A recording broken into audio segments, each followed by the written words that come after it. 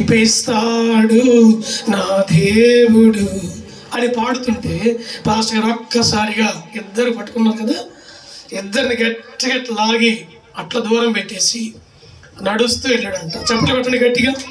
దేవునికి మహిమ కలుగును గాక.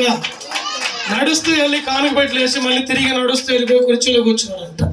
స్తోత్రం. అంటే ఎంత విశ్వాసం ఉంది.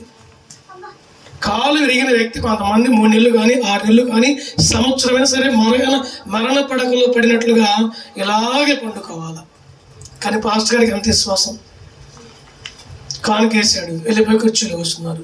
చూసిన విశ్వాసులు కానీ పాస్టర్ గారు కానీ కొడుకు కానీ అందరూ కూడా ఆశ్చర్యం అయిపోయిందంట.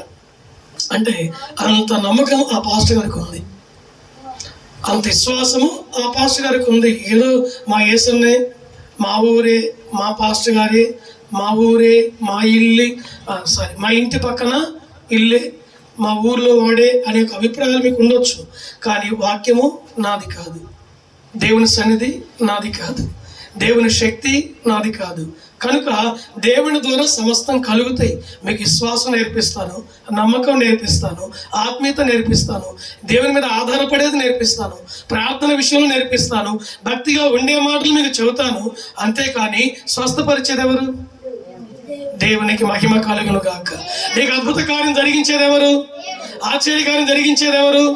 నిన్ను కాలి విపత్తు నడిపించేది ఎవరు? కుటుంబంలో ఆర్థిక ఇబ్బంది ఉంటే నడిపించేది ఎవరు? పోషించేది ఎవరు? దేవునికి మహిమ కలుగును గాక. హల్లెలూయా. ఆ సేవకుని దేవుడే బలపరిచాడు. అలాగే కానుకేసి వెళ్ళిపోయి కుర్చీలో కూర్చొని చప్పట్లు కొడుతున్నాడంట. గట్టిగా చెప్పండి హల్లెలూయా. ఎలాంటి విశ్వాసం ఉంది నీకు? ఎలాంటి విశ్వాసం ఉంది?